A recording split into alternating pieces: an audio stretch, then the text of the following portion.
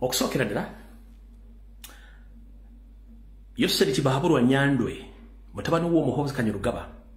abatudde ne muyisa amateeka olwaliro okuli Speaker Anita Among babe Parliament mu n'abaddemu buno baka wammwe amateeka muzibe gamala kukwata n'ojjukira nti gakola si bwe kiri nti je amateeka gayimirira ku bujulizi n'ebyafaayo kubanga omusango mukadde gwe gw'ompya empoza mukoze buli kye mwagala okukola ne muyisa amateeka ago kuye mwagala okukola nyongera okubajjukiza mwa identifies items z'abasirikale zonna nga tezikirizibwamu civilian n'omu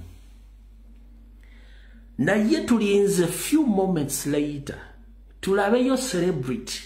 omuyimbi omuntu yenna alireted ku NRM nga si mujasi nga yambadde ekintu kyonna eky'omusirikale nga temumukutte muvunaana that means mujja kuba mulina double standards era tuli baddembe okukola kye twagala in any moment the moment kasita tuzuula omuntu nti naye ayambala engoye z'amagye temumuvunaanye ng'abaana b'enkyukakyuka abatalina de kyambalo ky'amagye mubatadde mu kkomera kijja tegera nti etteeka mwaliisizza nga mutagetinga omuntu omu Robert Kyagulanyi Ssentamu ne ba foot soldier omanyi bwe mukola ekintu nga temumanyi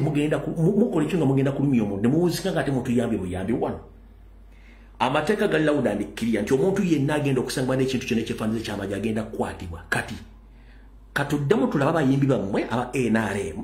ne basivili abalirini ku NRM nga bambadde ebintu by'omwage nti tebikkirizibwa kwambalibwa bantu ba bulijjo mujja tuwulira